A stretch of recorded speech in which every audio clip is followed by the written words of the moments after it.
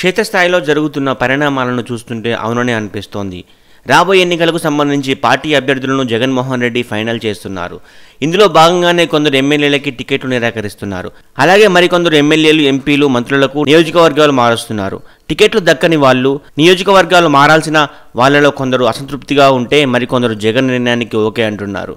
కొంతమంది ఎమ్మెల్యేలు, ఒకరిద్దరు ఎంపీలు మాత్రం జగన్ నిర్ణయాన్ని వ్యతిరేకిస్తున్నారు. ఇలాంటి వారికి కాంగ్రెస్ పార్టీ ప్రత్యామ్నాయంగా కనిపిస్తోంది.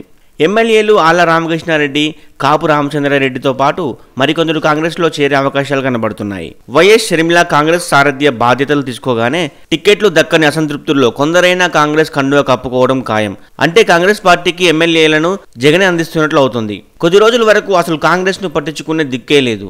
అలాంటిది షర్మిల, వైసీపీ అసంతృప్తుల కారణంగా కాంగ్రెస్ కు ఊపు పెరుగుతుంది.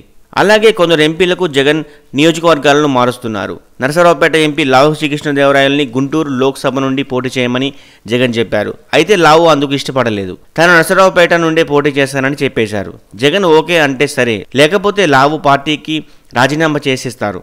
అప్పుడు టీడీపీ తరఫున లావు నరసరావుపేట నుండే ఎంపీగా పోటీ చేస్తారని ప్రచారం జరుగుతోంది. ఇదే విధంగా మరికొందరు ఎంపీలు మాగుంట శ్రీనివాసరెడ్డి, ఆదల ప్రభాకర్ రెడ్డి, వేమిరెడ్డి ప్రభాకర్ రెడ్డి కూడా టీడీపీ పెద్దలతో టచ్లో ఉన్నట్లు ప్రచారం జరుగుతోంది. వేమిరెడ్డి దీన్ని ఖండించినా ప్రచారం అయితే ఆగలేదు. తాజాగా కార్పొరేటర్గా రాజీనామా చేసిన కేశినేని శ్వేత చేసిన కామెంట్లు టీడీపీ డొల్లతనాన్ని బయటపెట్టింది. టీడీపీకి గుంటూరు, ఏలూరు, రాజమండ్రి, నరసరావుపేటలో ఎంపీలుగా పోటీ చేయడానికి గట్టి అభ్యర్థులే లేరన్నారు. అందుకే వైసీపీలోని అసంతృప్తుల నేతలకు చంద్రబాబు నాయుడు గాలం వేస్తున్నట్లు ప్రచారం జరుగుతోంది. దీంతో టీడీపీ, కాంగ్రెస్లకు జగనే అభ్యర్థులను అందిస్తున్నారని సెటైర్లు పేలుతున్నాయి.